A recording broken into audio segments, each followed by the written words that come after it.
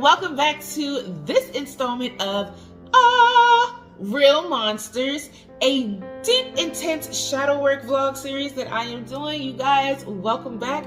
Of course, we are in the light, so you know what that means. That means this is a Minisode, you guys. Minisode, yes. So this is Minisode 5 for episode 5. It's 10, 5. And you guys, this episode I think is by far my favorite episode, and I think many may know why it's my favorite episode, but this is the episode where I got to talk about motherhood, and I was super shocked at who joined me. Can y'all believe that my child actually decided that he was gonna sit down and talk with me? Like, y'all, so my spirit guys was like, go ahead and ask him, just ask him. And I had been fighting with myself. My spirit guides had been fighting with me.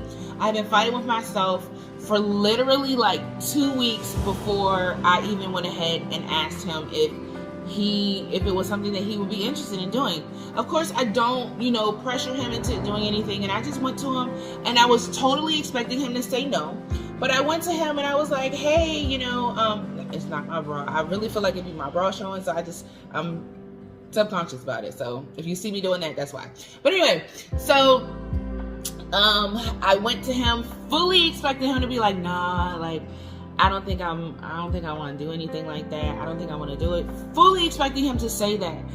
And when I tell you, like, I lit up when that child told me, yeah, I'll do it. I don't mind. I'll do it. And I was like, oh my gosh, because if you know my son, you know that he is not one for a whole lot of words. He's not one for a big conversation, for real. Unless he's with his friends and he's like super comfortable and it's people that, he really clicks with. He's not really one for too much conversation, especially on the phone. He'll give you like one-word answers, phone, text messages, all the same. He's not one for a big, long conversation, drawn-out conversation. Like, I'll ask, hey, what you doing? And he'll send me NM, which is not much. Like, that's how my son is. So I really did not expect him to get on here and speak. Even though he had his mic, he is very soft-spoken, so he does not, project very loudly in volume, unlike me, right? But you were still able to hear him, and he was still, even though he was mic'd, he was still able to articulate himself and open his mind, open his heart, and say what was on his mind and what was on his heart. And I really appreciate that. I really appreciated this episode. I really appreciated being able to see his perspective on a few things. I was really appreciative to be able to hear how he felt about some things. I was really shocked at him, just really expressing himself and him expressing some of the things that he actually expressed.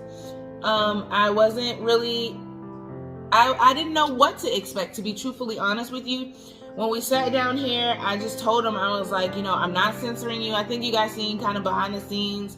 I dropped a behind the scenes situation where I was like, I'm not censoring you.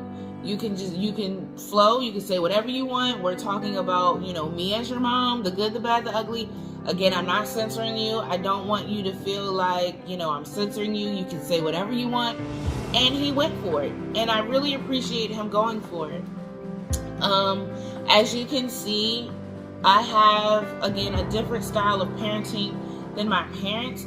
I honestly think that if I was my 17-year-old self, if I was in the shoes of my son and we were, I was 17, and my mom was however old she was when I was 17, that conversation would not have been able to happen. That we would not have been able to have that conversation. So it really speaks to how close my son and I are. It speaks to how open and honest and raw our communication is.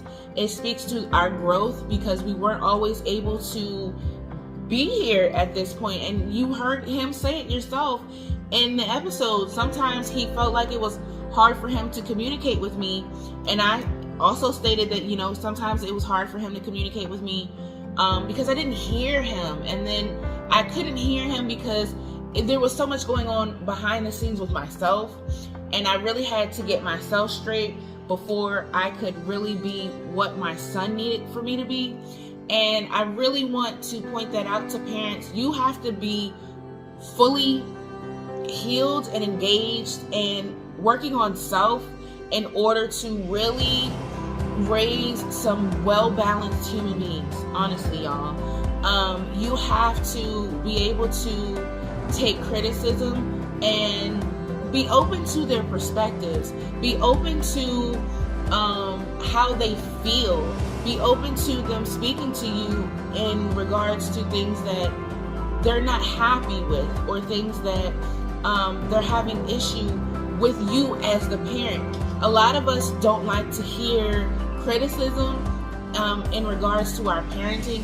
We don't mind sometimes criticism from outside sources or people that we think are professionals, but it's hard for you to allow your child to come to you and offer criticism to you and say things that let you know what's working for them and what doesn't work for them.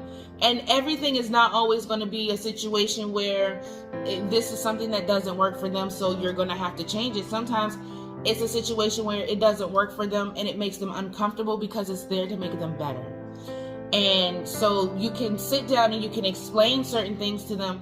And I really think that being able to have certain open dialogue and open conversations, and really put myself to the side as a parent and approach the conversation as a young woman, a young lady, but also approach the conversation as someone who is not his parent. Sometimes when they speak to you, they don't need a parent, they just need a listening ear. And sometimes you have to understand and discern when that is the case.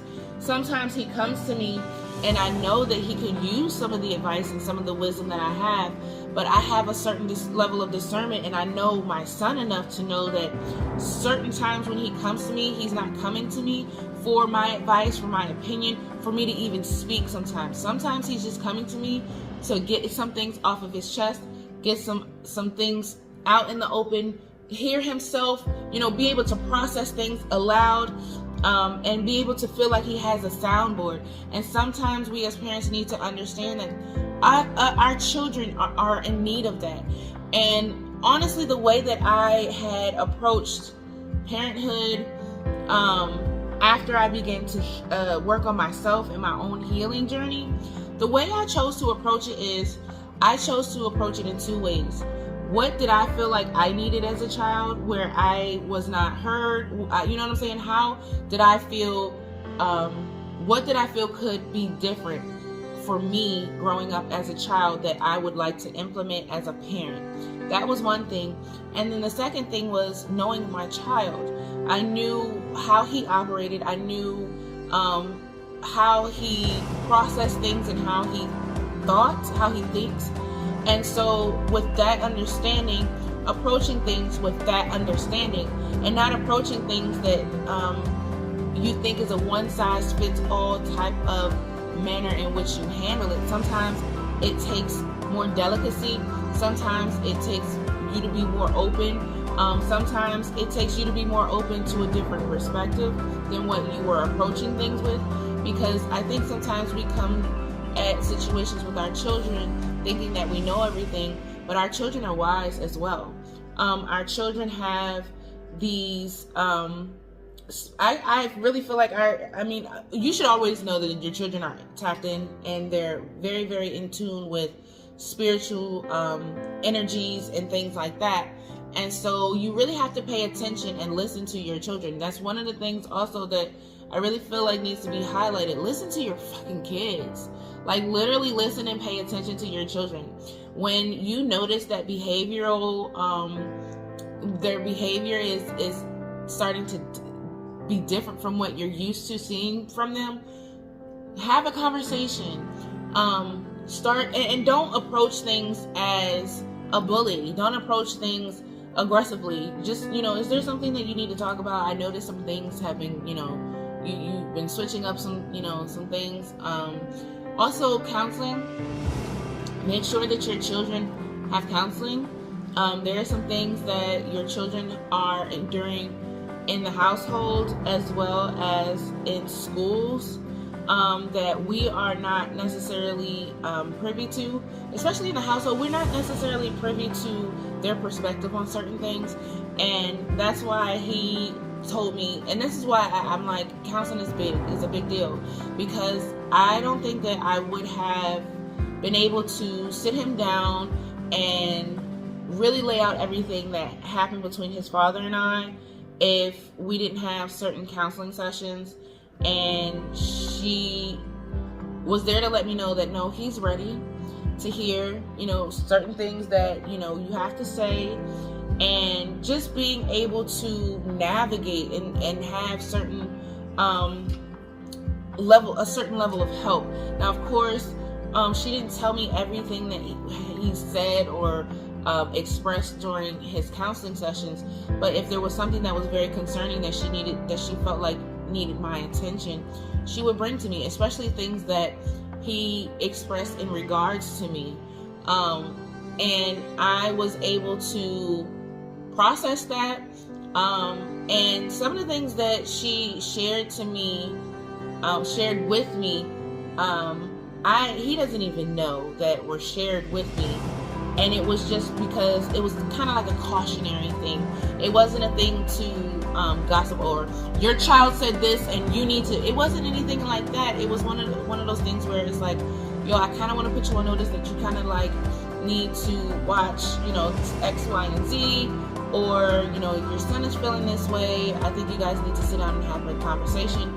If you need me to be there to buffer, or you need me to, be there as, motivation, not motivation, but just help, you know what I'm saying, so that he feels comfortable to talk to me. And we did that sometimes, and I really appreciate being able to handle and tackle things like that, because it made him understand that I am on his team at all times. Even though sometimes it may feel like coach is being hard, I'm still on your team. And so I just want to reiterate how not only is individual counseling great for your child, I highly encourage it, but counseling sessions as a group, as a family, you need that. You need to make sure that you are having these open lines of communication with your children, because your children have so much to offer, and we don't give them enough credit, and we don't give them enough respect, because we feel like respect is only due to us. And I really want to break down that. I don't know what to exactly call it, but respect is due to everybody. And you should definitely have a level of respect for your children and their thoughts and opinions, okay?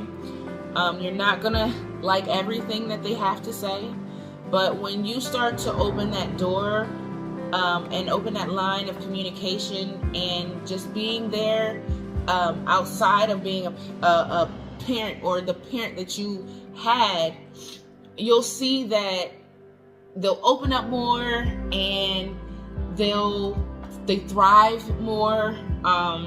They're able to better navigate life. They're able to better discern the things and people that are not for them.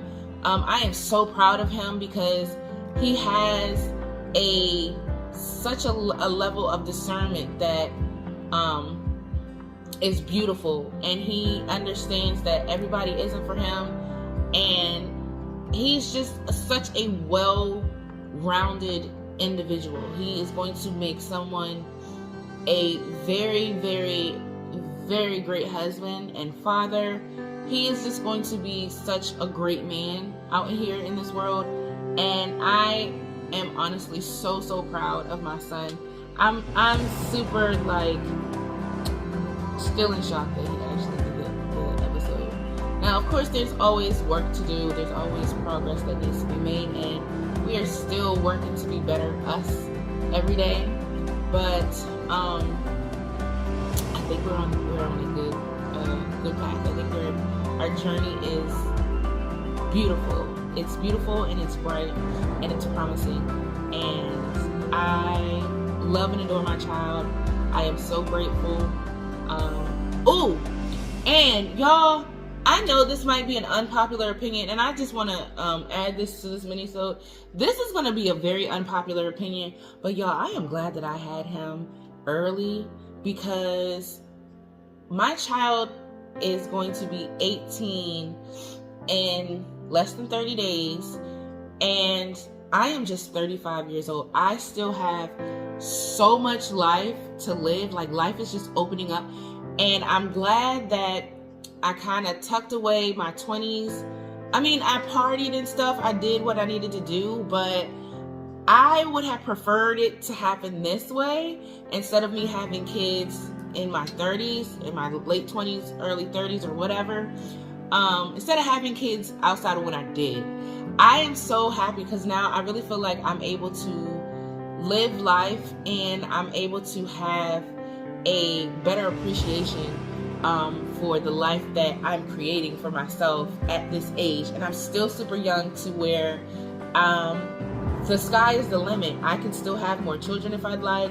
I can get married again. I mean, you can do that at any age almost, but you know what I'm saying. You know what I'm saying? Like, I really feel like God did his big one with me, even though I was scared to death and all that stuff, and I didn't know how life was going to turn out. But the way life turned out and the way everything turned out, God did a big one for real. He really did one for me when he was like, all right, I'm going to go ahead and give you your, you know what I'm saying, your baby.